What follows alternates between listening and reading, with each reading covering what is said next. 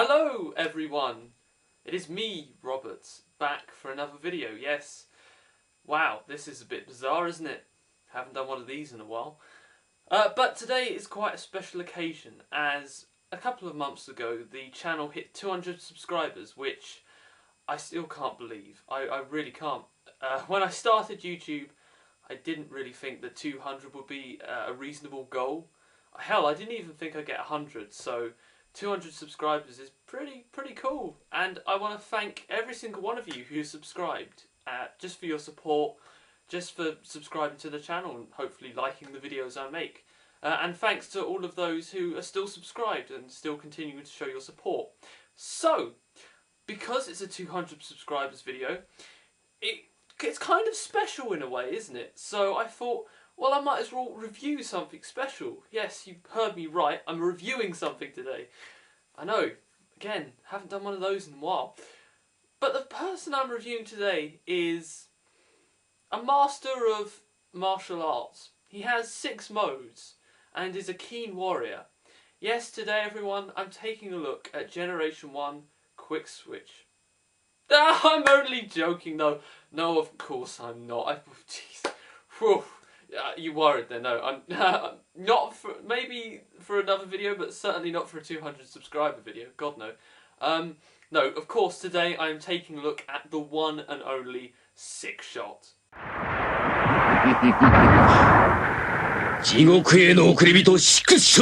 Now then, Sixshot is one of the most feared Decepticons, both by Autobots and his Decepticon comrades alike. He is known as a one-man army by those who fear him, for his ability to change into 6 modes. His destructive ability is the stuff of legend, a gleeful murderousness, matched only by his ferocity and the intensity of which he carries out his bloody tasks. However, Sixshot isn't just a mindless weapon, he has fiercely intelligent and has a warped sense of honour. Basically, Sixshot is a living weapon of mass destruction, and that's something that you get to see a lot in his different incarnations of his Generation 1 character. Now, his first appearance was in Generation 1 cartoon, in Rebirth Part 1, in which he was part of the Decepticon task force sent to Cybertron as part of Galvatron's overall plan to sort of get the Autobots once and for all. And when the Decepticons first landed, they was attacked by the aerial bots, and Sixshot was able to take down all of them by himself, which spurred on his only line of dialogue in Western cartoon, which was this. 5 up, 5 down, it's like shooting cyber ducks in a... And that was all we ever saw of him. Sixshot was never mentioned again, he never appeared in the Rebirth again, he was just kind of, here's your moment, here's the toy, go and buy it kids, it's new, you know, because most of the characters in the Rebirth were just advertising for the new toys that were coming out this year. And if Generation 1 had have got a 4th season, maybe we would have seen him more. But in terms of Western actual animation, that's all you ever saw of him. However, there was Headmasters in Japan. Now in Headmasters, Sixshot was a very different character. Sixshot was more of a ninja, more of an honourable warrior type person than a sort of living weapon, as he was portrayed in the West. And he was in command of the Decepticon forces on Earth. In equivalent, he was Ultra Magnus's opposite, if you will. And throughout the series, in fact, he came into clashes with Ultra Magnus quite a lot, which led to probably one of the most memorable scenes in Headmasters, in which Sixshot actually killed Ultra Magnus. Yeah, Sixshot killed Ultra Magnus, people. Sorry, Ultra Magnus fans out there, but he died in Headmasters, in quite a cool way, I suppose. But Sixshot also tried to come up with plans of his own. For instance, in one episode, he pretended to take over a plan. The train bots had to stop him, but he was in the shadow. It was very bizarre, basically, Sixshot's character. The only real other sort of huge, massive thing that stood out for Sixshot was by the end of the series, he was fed up of constantly being defeated by the Autobots and being abandoned by the Decepticons, mainly Scorponok. So he kind of went over to the Autobots and started to help them out, which actually helped them to win in the final episode, in which afterwards he sort of said goodbye to the Decepticons and vowed that he would never go back to them. And sort of during this time, he also formed a very bizarre relationship with Daniel. Yeah, I don't have a clue what was going on, what the writers of Headmasters were thinking, but Sixshot and Daniel, it's just a bizarre mix. You have to watch the series to kind of get it. It's bizarre. It's one of the reasons why I really don't like Headmasters and prefer Victory and Zone. Now, Sixshot never actually appeared in any of the other two Japanese series. However, according to the Master Force files at the end of Master Force series, he was the reason why the Decepticons knew about Devil Z. However, in Transformers Victory, Sixshot never actually appeared. However, his mould, his body type, was used to create Great Shot, which some people have speculated was Sixshot with a different name, but it's actually that Great Shot is apparently Sixshot's relation. He's not his brother because that's Quick Switch. But yeah, it's kind of a weird thing that many people who watch Victory think Sixshot reappeared, but he didn't really. And his mould was also used to make Shadowmara in the Brave series. But I'll talk about those two characters when Mastermind Creations eventually releases their repaints. I'm still waiting. Now, Sixshot's character, we all kind of know him from the comics, really. That's where he got the most character development. However, ironically, it wasn't in the Generation Marvel comics. Now, Sixshot's only appearance in the Generation 1 Marvel comics was in a story called Broken Glass, in which he was part of a group of Decepticons that followed Scorponok to Nebulos, and kind of acted as an air transport, and was seen in one panel, and that was it. And he also got only one line of dialogue, which was, "Strange creatures await us," and then he was never seen again. So, who knows what happened to Sixshot throughout the Generation 1 Marvel run, but it's bizarre, especially as he's a character that quite a few people recognise, quite a few people know and love, yet in not hardly appearing in Generation 1 Marvel comics. It's a bit bizarre. And the same thing was kind of true of Dreamwave as well. In Dreamwave, we never actually saw Sixshot abide from one panel in the very last issue before Dreamwave was cancelled, in which we saw his shadow looming over the remains of Blitzwing. And it was kind of revealed afterwards that Sixshot was Shockwave's next experiment. In Dreamwave, Shockwave created Blitzwing and Astrotrain. However, once they were created and once they had served their purpose, Shockwave moved on to a much larger project, to what we now know as Sixshot. And if Dreamwave would have carried on, then Sixshot would have become quite a prominent player in the series. However, Dreamwave was cancelled, and we never actually found out what Sixshot would have done. So it was kind of a bit disappointing, really, because Sixshot never actually did anything in Dreamwave, despite being alluded to. So really, it's IDW that has the most development of Sixshot, and for me, IDW is what I know Sixshot by. It's the character I come to represent with him. Now, in IDW, Sixshot is a Phase 6er. What's a Phase 6er, you ask? Well, at the very beginning of the war, the Great War, Megatron came up with 6 plans of infiltrating a planet and taking it over. So, Phase 1 would be infiltrating the actual planet and taking on the disguises of the local forms, so like blending in. Phase 2 or 3 was escalating local conflicts, local war zones, so that by the time that the Decepticons actually arrived and sort of did an all-out invasion, there wouldn't be much resistance against them. And it gradually lead up to Phase 5, where they had taken over the planet and they had got its resources. Now Phase 6 is once the planet has been captured of resources and the Decepticons have done everything they wanted to on the planet, Megatron sends in a Phase 6er to basically annihilate the surface of the planet. So the Autobots or any other enemies can't actually use the resources on the planet. In some cases, however, Phase 6ers are also known to destroy an entire planet. But that's quite a radical step. And Sixshot is one of these, so he's a very, extremely powerful Decepticon.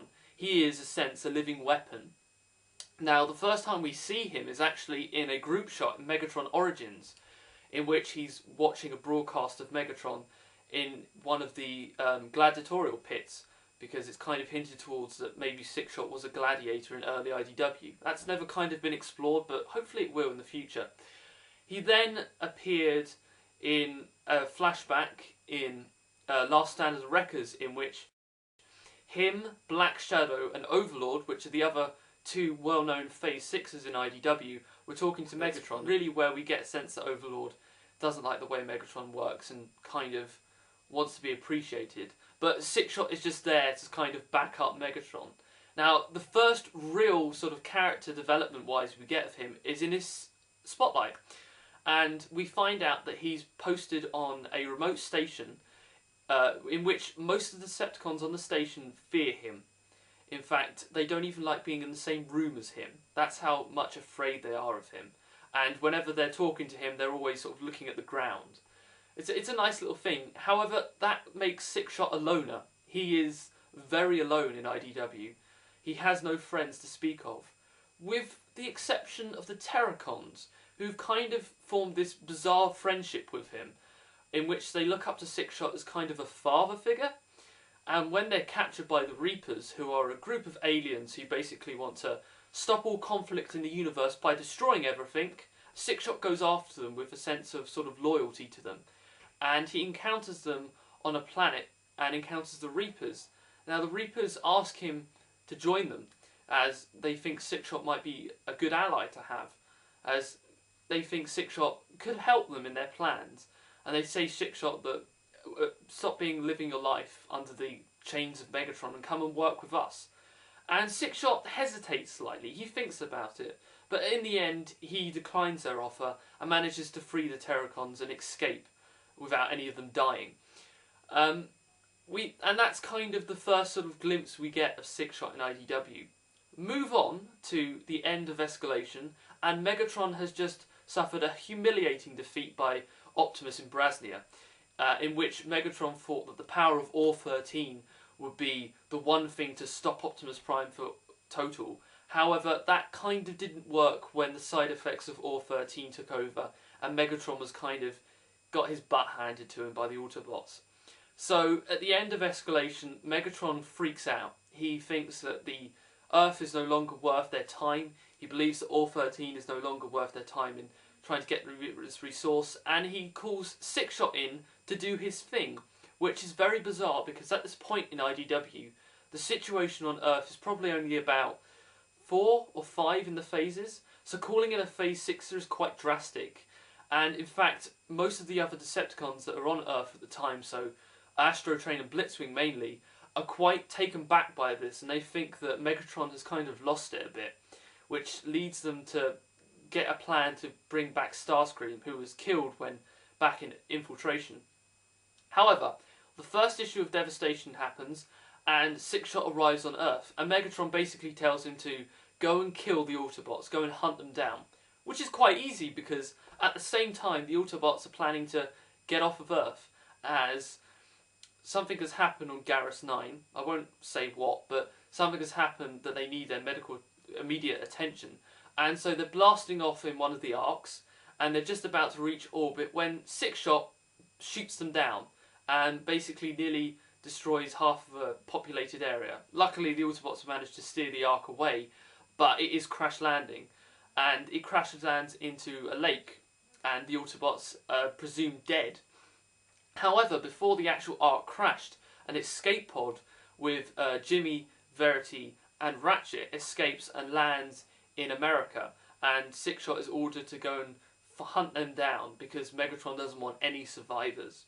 And this kind of leads to a very interesting chase scene throughout the middle of Devastation, in which Ratchet, Jimmy and Verity are being chased through different places by Sixshot. They even try and hide and blend in a hospital, but Sixshot just comes in and destroys the whole place. Yeah, Sixshot doesn't care about health services people. He also smashes down some fighter jets. Poor them. To which Ratchet replies he can't do anything because it gives them the time they need to escape. However, Sixshot eventually corners Ratchet on the coastline and is about to put Ratchet He's about to kill him when all of a sudden the Autobots, presumed dead, arise from the water and start to attack Sixshot. And it turns out that they didn't die, in fact. It was kind of just a ruse to think they were. But despite all of the Autobots being there and concentrating their fire on Sixshot, he's just not going down. Sixshot is just that powerful that he won't be killed by all of these. And also at this time, the humans have suddenly realised that something is going on. So they send bombers to basically blitz the entire area, which gives Optimus Prime an idea. He tries to distract Sixshot for as long as possible while the other Autobots beam out to the other arc that's in orbit. And Optimus Prime manages to orbital jump out just as the Air Force bombs the entire area, including Sixshot. However, one problem with that. Sixshot is a Phase 6er. Military bombs aren't even going to dent his cyborgs. They aren't even going to hurt him, which it doesn't, and he just emerges without scratch on him and is about to chase after the Autobots when he gets a call from Megatron saying, "You need to get back to the base right immediately because we're being attacked by unknown forces, and these unknown forces are the Reapers, you know, the ones from his spotlight. Well, they've come to Earth and they're actually attacking the Decepticons because they see them as a sort of engine of war and they want to completely destroy them." So Sixshot naturally hurries along to Oregon, makes quite a big entrance, attacks the Reaper's ship.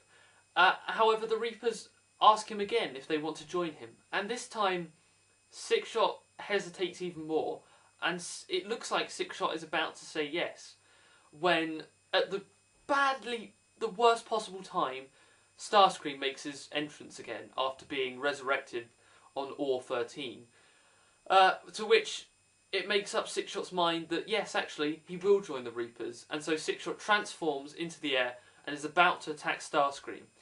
However, Starscream has a trick up his sleeve. In the early days of the war, when Sixshot first joined the Decepticons and was first probably made into a Phase 6er, Megatron installed a chip inside of him as a failsafe in case Sixshot was ever to go rogue against the Decepticons or to ever betray them. And basically, Starscream uses this special code and it completely disables Sixshot when he's in midair and he crashes to the ground. And that's pretty much all you see of Sixshot in Devastation.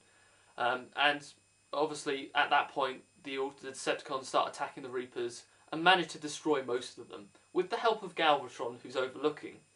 At the end of Devastation, however, once the Reapers are destroyed, and once Megatron declares Earth his bounds, Galvatron overlooks Sixshot's body and brings him back to Jahaxis in the Dead Universe, in which Jahaxis reprograms him and makes him into kind of a zombie. And throughout the whole of Revelation, that's what Sixshot is.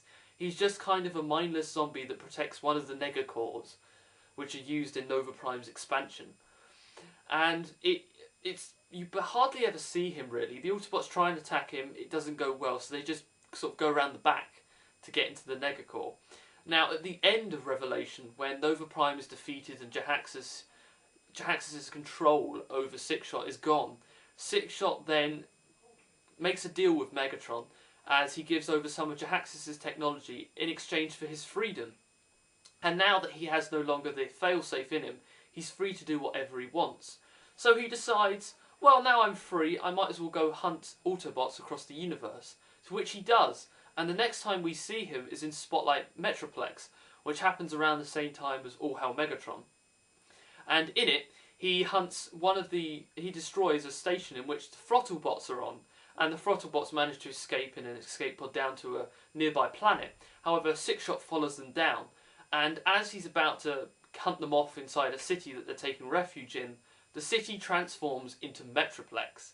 Yeah, Metroplex is suddenly he's just on this planet for no reason, trying to protect something that we don't know about yet. Although if you've watched my Metroplex review that I did quite a while ago, then you probably know what that is. Anyway, so yeah, Metroplex transforms and basically beats the living crap out of Sixshot. I'm not kidding, he beats him into the ground. Just imagine Fall of Cybertron Megatron, that scene with Metroplex, imagine that but kind of 10 times worse. He beats him so hard that it actually breaks his spark casing, and you think that Sixshot is dead. However, at the very end of the issue, when when Metroplex jets off into space and the Throttlebots are left to kind of just survive on their own, we pan to Sixshot and we actually see that he's alive as he moves one of his fingers. So yeah, Sixshot is immensely powerful. Even a beating by Metroplex, he survives it. That's how sort of just overpowered this guy is in IDW. And that's kind of one of the reasons why I like him. Now, that was the last time we ever saw Sixshot in IDW, believe it or not. And that was in All Hail Megatron, which was about 4 or 5 years ago now. So, yeah, it's been kind of a long time since we've seen Sixshot. So I'm really hoping and praying that he returns in More Than Meets the Eye. Or he comes back, I don't know, on Earth somewhere. I prefer it if he came back in More Than Meets the Eye, because it kind of fits in with the fact that Sixshot was out there hunting Autobots, so the Lost Light kind of could encounter him. It may be a nice sort of thing. Although it was kind of hinted towards, there was kind of a bit going round before the DJD were ever sort of brought in. The issue in More Than Meets the Eye, the second part of Delphi, in which we find out that the leader of the DJD likes to transform a lot, and quite a few people speculated, myself included, that it could have been Sixshot, but it weren't, it was Tarn. But it could have been interesting to see him as the leader of the DJD, but I'm still faithful that he will show up in More Than Meets the Eye. Now, in terms of Sixshot, there's only one other sort of small appearance in terms of his Generation 1 self that he made, and that was in the Takara game, the PS2 Takara game, in which he was one of the enemies you encounter as part of the Autobot campaign.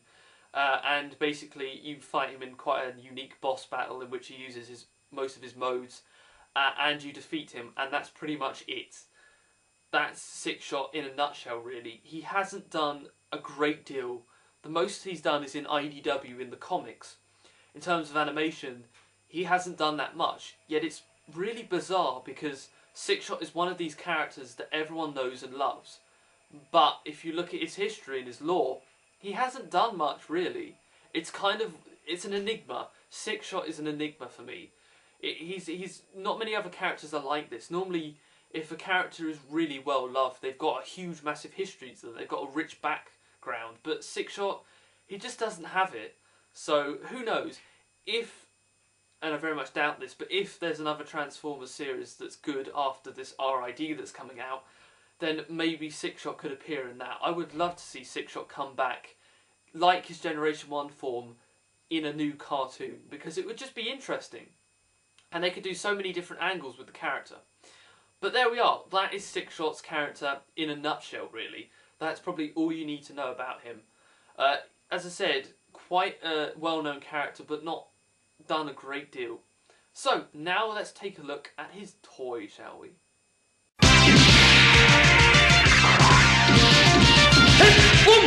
Now then, when I said that I was reviewing Generation 1 Sixshot today, I kind of lied, because I don't actually own a Generation 1 Sixshot toy. But I do own something that's 10 times better, in my opinion. I own a Generation 1 Classics Universe Sixshot. And you're probably thinking to yourself, what are you going on about, Robert? There's no such thing as a Classics Generations Universe Sixshot. Well, no, there isn't. But then again, that's what third parties are for. Yes, today I am so proud and so excited to bring you the review of Mastermind Creations' Terminus Hexatron. Oh yes!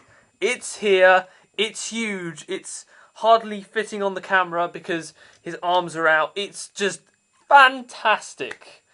Wow. This review has been a long time coming. If anyone was at Auto Assembly 2012, you would probably know that I got it then. And I was like, well, I'm going to review this soon. And it's taken me until now to review this. Basically because this thing is amazing. And I just needed to try and find time to put the words together to try and actually show you how awesome it is. So yeah, this is him in his robot mode. And as you can see, it is really huge. I mean, if I try and get it all the way back, put the swords down, that's kind of it standing in my background. And even then, it's still not kind of taking up all the thing. There we are. That's probably, it's huge. Size comparison, if I can get anything to show you, would be...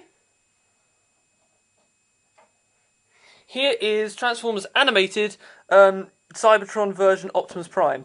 And as you can see, he only comes up to his crotch. Yeah, look, he only comes up to his crotch. That's how huge this thing is. It is just massive.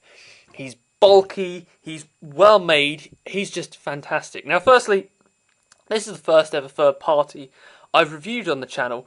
And let me tell you, the construction, the quality of this thing is beautiful.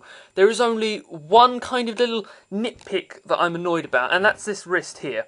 As you can see, it's quite strong here holding up the gun. However, if you turn it certain ways, then it will dip. For instance, like that. If you hold it up, it kind of likes to droop down a bit.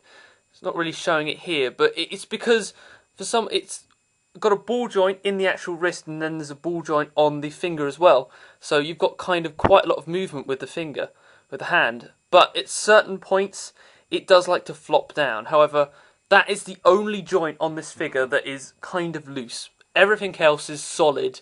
It's really well made plastic. It's sturdy. It's not going to break if you handle it around too much. But then again, I wouldn't, because this figure costs quite a lot, you know, and I don't really want to break nice toys like this, because this is, oh, it's lovely. And as you can see, I'm behind the camera because it's so big. I would never have been able to review this if I was in front of the camera. So, as I can say, this is Six-Shot. This is Generation 1 Six-Shot all over. It's just, from the colours, to the look, to everything, it's Generation 1 Six-Shot. I mean, if we get the arms down, which are so big and huge and just so full of joints, let's have a look at the head sculpt. That head sculpt is Six-Shot. I don't care what you say, that is Six-Shot to a teeth, okay? Now, there is a option in which you can take this off and reveal the head underneath, but that's got a face to it, and Six-Shot never had a face. He always had a mask, so that's what I'm keeping it as. But yes, and the colours are so vibrant. Now, this camera isn't really showing it up well, but this green, on the camera, it's bizarre. The green looks kind of limeish, but here it's kind of a rich, darker green. It is darker, and if you look at the purple is darker in hand. It's just the lighting that I've got it at. But it's all of the colours of Generation 1 Six-Shot. Even the white, which is kind of... It's not perfect white because that's the background, as you can see. If I put the arm up to the background, there is a difference. It's kind of this off-coloured white. But then again, it matches with what Six-Shot's colour scheme is. And I love that. I really do. However, I wouldn't recommend putting this near a light source because you can guarantee that it would probably start to yellow over time. Which is why where I keep it in the glass cabinet, it's as far away as any light sources that I can possibly put it. In fact, I'm actually thinking of moving it because it might do damage. So, let's talk about accessory-wise. Now, you've already seen that he has two cannons that you come with, and they fit snugly into his wrists. The peg is kind of... It's not a complete circle, and it matches up with the circle in the wrist there. You see that hole? And of course you can open all of these fingers individually. Yes, you heard me right. Each of these fingers is on a little joint like so. So you can have him just in the most bizarre poses. But you can see there's a slot in there. And basically, to slot it in, you basically put that in the slot. And I like to put it in at an angle, like so. You put it in at an angle. And then twist it around, and then you can lock the fingers up over it like so, and there you are. He holds onto it perfectly fine. As I said, it's just with this hand, it's the wrist. And again, the guns are sculpted really nicely. It just reminds me so much of Generation 1 Six-Shots, the toys guns. Now yes, they're not in chrome, but then again, I don't mind. This is more cartoon accurate, and in my opinion, that's much better. Chrome for me, I can't really stand chrome on figures. I mean, if some figures have a little bit of chrome, I don't mind. But if it's covered in chrome in unnecessary places, then yeah, I'm not going to like it at all, to be honest. Now, he also comes with these, as you can see on his side. If I move the arms up out of the way, you can see it much better. He has places to hold his swords. And in fact, the swords are removable. In fact, all you do is put them out, and there you have a sword. And I'm not sure if you can see this, but there is Japanese writing all over it. Don't have a clue what that says. If anyone can speak Japanese or read Japanese, then there you are. But these swords are really nice. They're like drifts. Generation Deluxe drift swords, but probably better made and better quality, in fact. And I love the little Holt there with the sort of gem middle bit in. And again, these can just fit into Sixshot's hands or Terminus Hexatron hands, and simply you put it in the same way, twist, and there you are. He's now more ninja-like. He's more like his counterpart in Headmasters, which they were trying to go for here, and I do like it, I do, but I prefer it with the guns, because for me, Sixshot is a weapon of mass destruction, not really a ninja, because, well, ninjas, yeah, I really don't get that in Transformers, but hey, you know. Now, the one other accessory he comes with, if I take this out, is these wheel rims here on his arms are actually detachable. Now, you've got to be careful when you get in there, because, oh god, that's stiff. But basically, I'm not going to show it on camera because it's fiddly. Basically, these come out and form little Shogokins. You know, the round things with three little blades that ninjas normally carry. Yeah, again, the ninja theme is carrying on throughout this figure. But I'm not going to show it, and they're on each of these wheels. And you form quite a lot, and you can hold them, and look okay, I suppose. But it's Sixshot. Why would you want Sixshot holding ninja weapons? I don't get that. I really don't. Why? Stop making Sixshot a ninja. He's not. So, let's talk about articulation, and let's start off with the head sculpt, because this has huge amounts of range. It is on a ball joint, so it's actually on a double ball joint as well, so it can look forward, like so. You can do the sort of fist pumping. Oh yeah!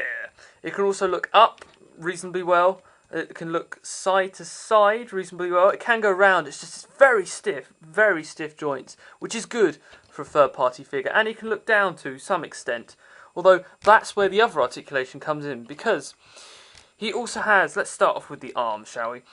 If we move these out of his way, you can have these inwards if you want, like the toy sometimes had it, but I prefer it out.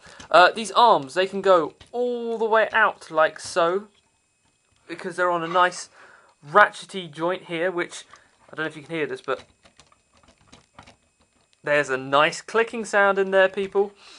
He also has a swivel up here, like so, and that can swivel 360 degrees all the way around, and you can even move this bit back, like so. It unclips. It's part of the transformation, but if you want to get some sort of, I don't know why you would want to do that, but if you can if you want to. He also has a really nice ratchet at the elbow. He also has another swivel further down, which means you can get him into some very strange poses and quite a good range of poses. As I said before, he has a wrist swivel like so, which can move in and out. It can move all the way around, really, and that's pretty cool.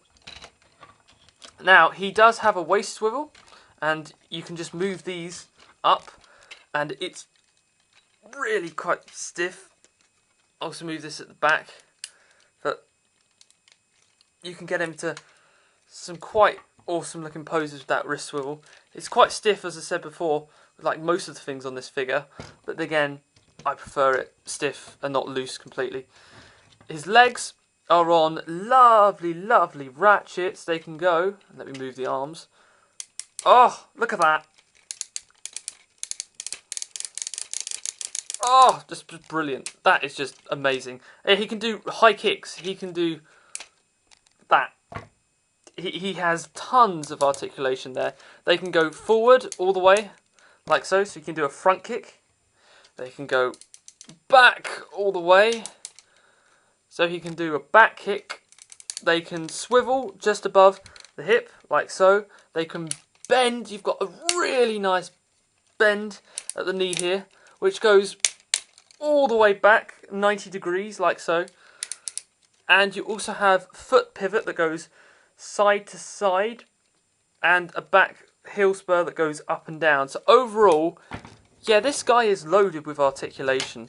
You can get him into some pretty cool poses, to say the least. I'm probably not the best person to pose this, but if you wanted to, you could sort of get him in a sort of a I'm charging at you kind of pose. If these like that, I'm sort of charging at you, I'm coming to kill you kind of pose, with the legs back and kind of like that, I suppose. I'm coming to charge. I don't know. As I said, I'm not great with posing figures. I prefer to just stand and look at their awe and beauty and just wonderful naturalness. So yes, in terms of his robot mode, he has tons of articulation, and also these can be sort of moved, which are on lovely clickety ball joints. They can move anywhere. Say if you want them up like this to make it more Generation 1, you can. I prefer to have them like this. It gives kind of a little nice mode to it, a nice look. So, that is his robot mode. But we have 6 modes to look at, people. So let's get cracking. And no, I'm not going to show the transformation because A, it's fiddly, and B, I'll probably swear a lot. So see you in a minute for his first mode. So here he is in his first mode, which is his wolf mode. And I have to say, this is a pretty cool mode. It's quite accurate to the toy. Of course, trying to make a wolf out of a Transformer with other modes is quite difficult, but it's still a solid mode, actually. It still looks kind of animalistic. If I put it back there, it still looks like it is some kind of creature, some kind of mechanic creature. And the head sculpt for this, the wolf, is fantastic. Look at that. Just the sculpting on the head sculpt is amazing. The red little gem that they've used for the eyes, the silver paint they've used for the teeth, everything is just fantastic. Now, getting him into this mode was actually fairly easy. It wasn't that much of a hassle. The only thing that was quite a problem was these back legs, which are a bit annoying if you don't know what you're doing, but then you realise what you are and you're like, oh, it's quite simple. But no, it won't take a mastermind to actually mastermind, see what I did there? No. To put this into his wolf mode. But no, right, he's actually got quite a lot of articulation. He still retains most of the articulation he had from his previous mode. For instance, you have a swivel here at the top of one of his legs. You also have the swivel for the bottom part of his leg, and you also have the inner swivel there, as well as a nice ratchet joint that goes backwards and forwards. So basically, plus you also have this now as the claw on the front, which can pivot for your liking. So you can actually have him, if I can get this right, I may be able to.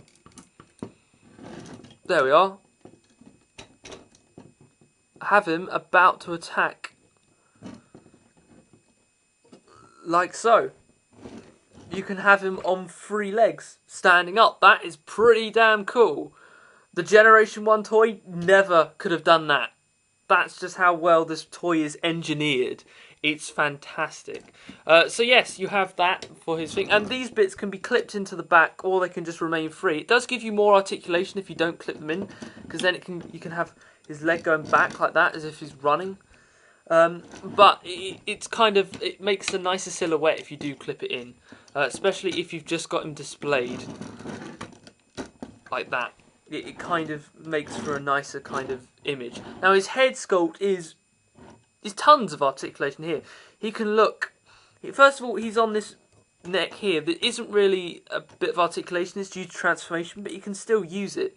And then he has a ball joint on the actual head, and he has another range of articulation which allows him to look all the way down, like so, and then all the way up, like so. It's crazy. Plus, his mouth can open and close. Brilliant. Brilliant. These wings are also poseable. You can have them any way you like.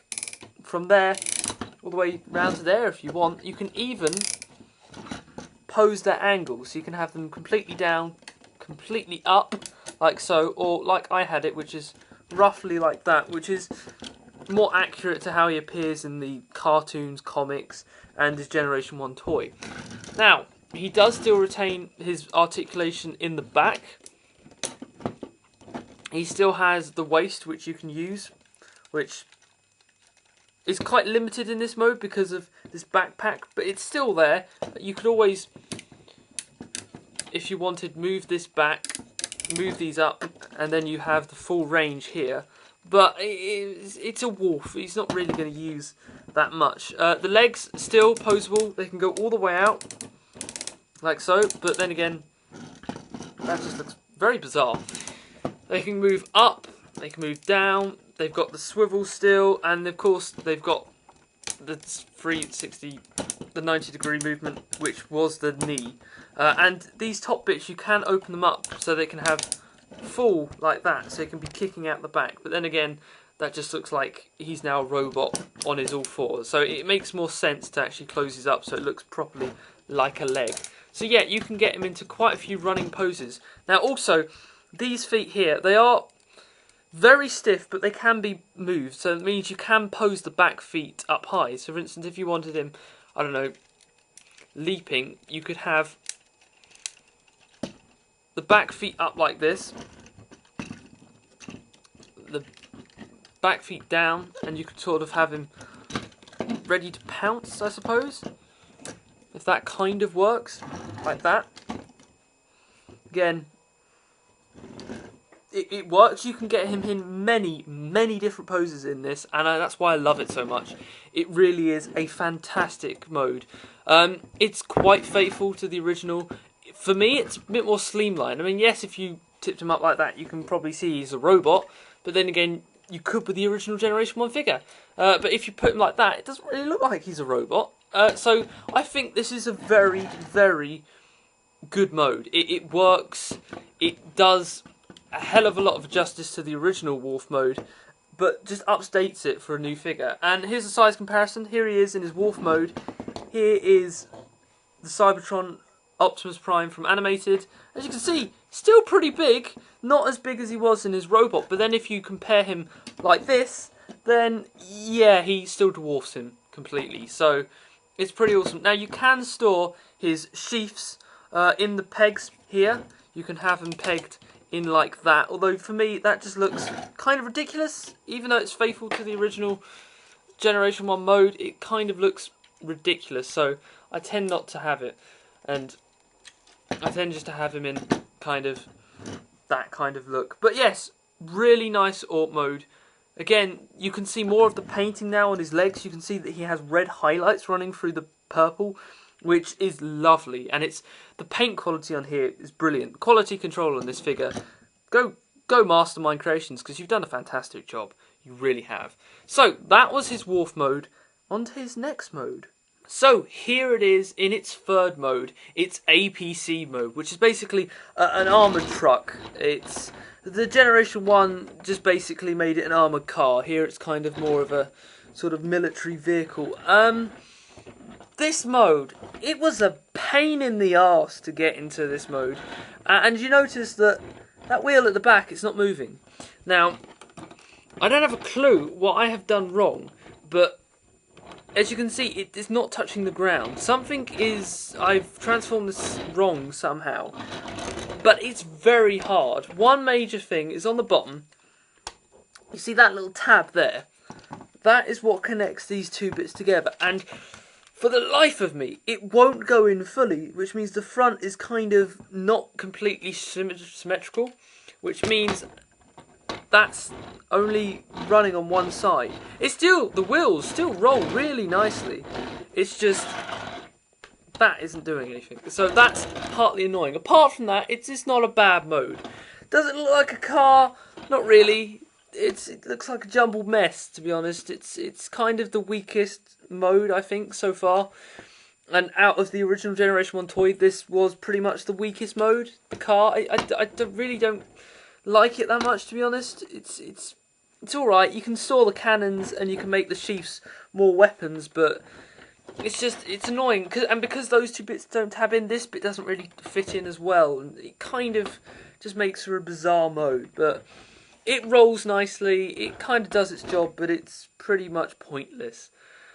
Yeah, as I said, this is the weakest mode, and of course you can angle these however you want, but they're supposed to go there. But yeah, nice detailing. You can see now all the sort of engine exhaust and the treads on the top, which will come in a later mode, but it's just not working for me. So yeah, that was the APC mode. Now let's go on to his laser pistol mode. So here he is in his fourth mode, which is his laser pistol mode, which I always found quite an interesting mode for Sixshot.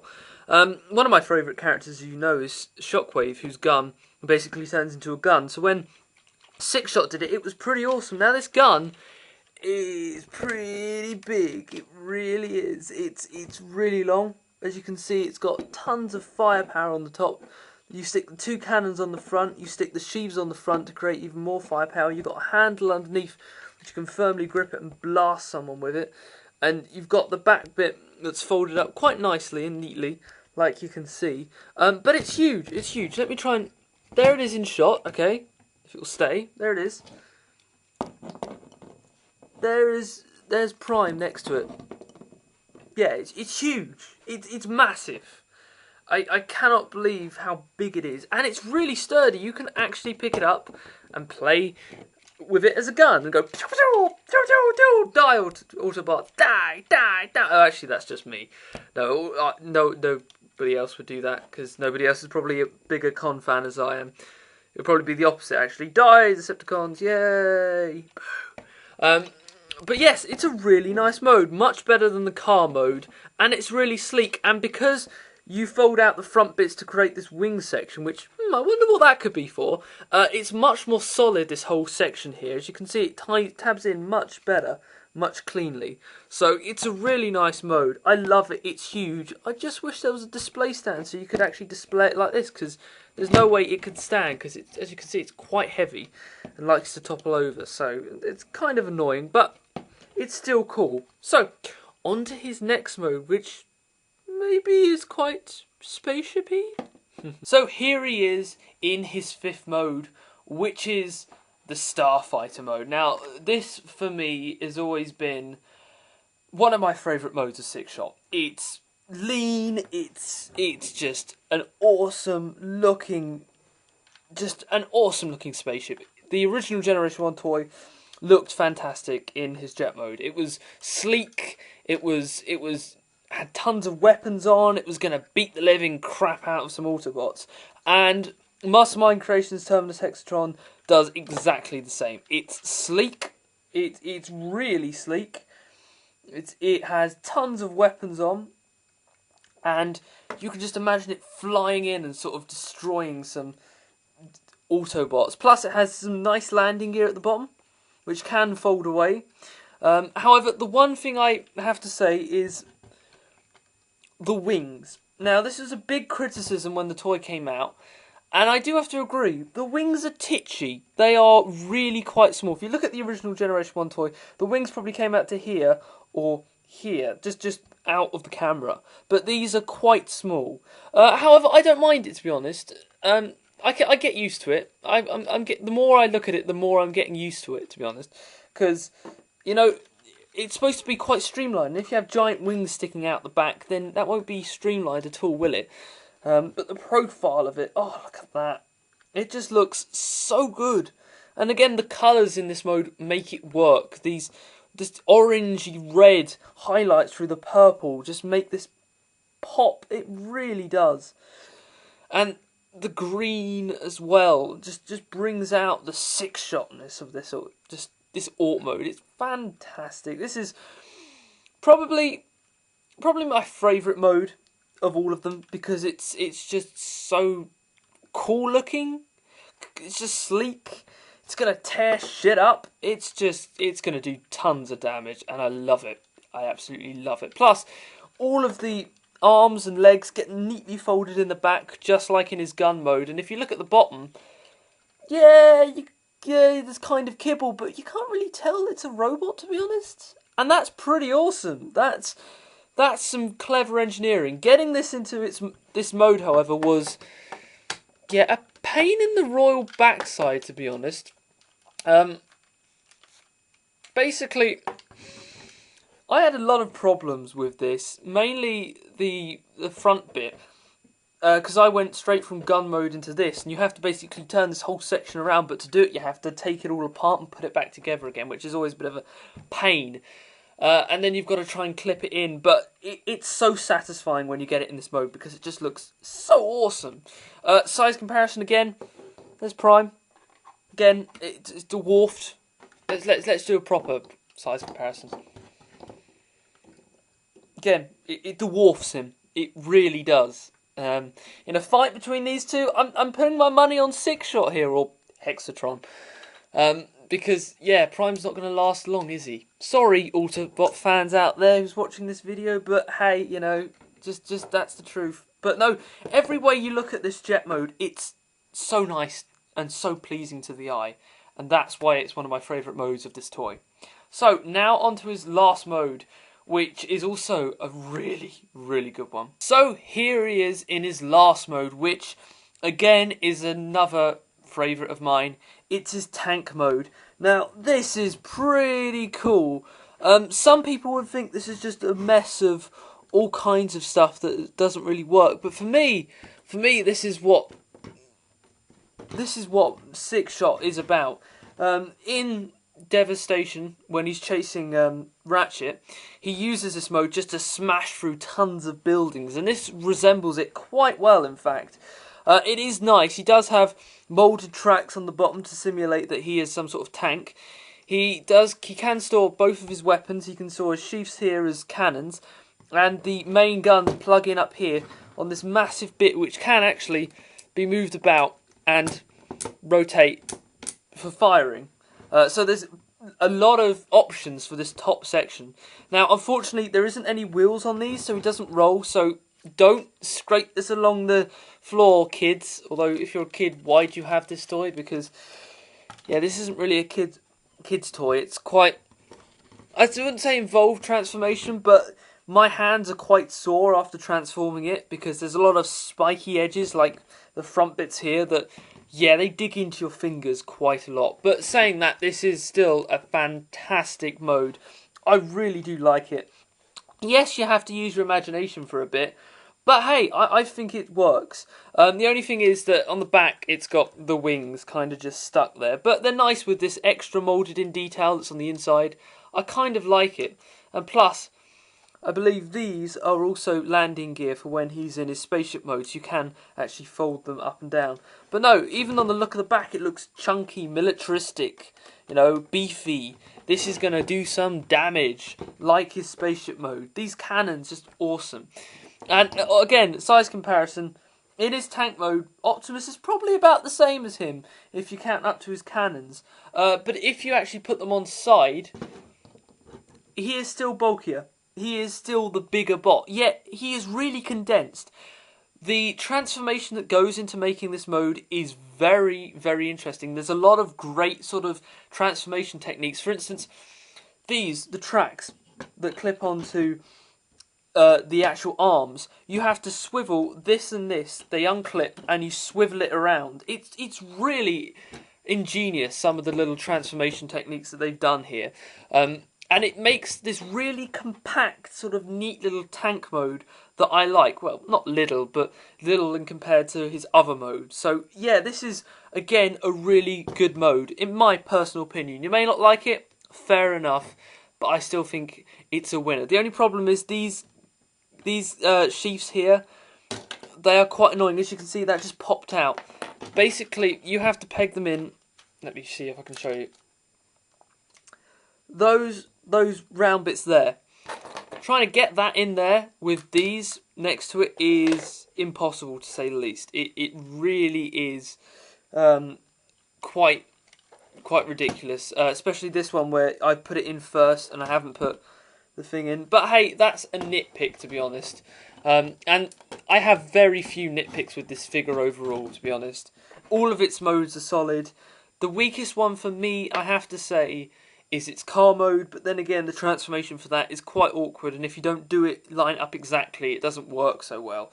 But still, it's not as bad as, say, a Generation 1 figure with a car mode. Not thinking of anyone. Cough, cough. Quick switch. Although he didn't really have a car mode, did he? It was a drill. Yeah, but that didn't work well. Anyway, it's really, really good. All of his modes are really solid, and you can. I haven't shown it, but you can put the swords back in the sheath and have them. Where does it go? Well, that way. You can have them sticking out the back for storage. You can store everything in this mode. It's not as if nothing is going to store in it, which is quite good. As you can see there, you can store them and then you can put that on the back, and it does fit in most modes. Even in this mode, there's room for you to put the swords in the back of these cannons sheaths. But yes, fantastic tank mode. Just a fantastic figure overall. So there you are, everyone. That was my review of Mastermind Creations Terminus Hexatron, or Sixshot as we all know him. Just a fantastic piece of third party. This was the first ever third party bot I ever got, so it means a lot to me. And as I said before, the character is a really interesting one, but despite not doing that much in his long history that he's been there. So thank you everyone for watching, and thank you again to all of you who've subscribed. Just brilliant. Hopefully, and I'm not making any promises here, but hopefully more content will be on the way, like today's review. But I'm not going to make any promises because it's busy at the moment and whatnot. I'm not going to go through all that again. But basically, I hope you've enjoyed the review of this. Highly recommend you get it. If you're a fan of Sixshot, if you want a Sixshot for your classics collection, get Mastermind Terminus Hexatron. They've just re-released him, in fact, with a new head sculpt that's more Generation 1 accurate, and chrome weapons. So there you are, to all of you lovely Generation 1 toy fans. You can have him again, and probably for the same amount of price that I picked him up for. He was over the hundreds, shall we say. Well, over the 100 for this, but it's worth it. It is absolutely worth it. I very much doubt that Hasbro are ever going to do a classics version of Sixshot, and if they do, it won't be as good as this. So thank you for watching, guys. See you next time. Bye.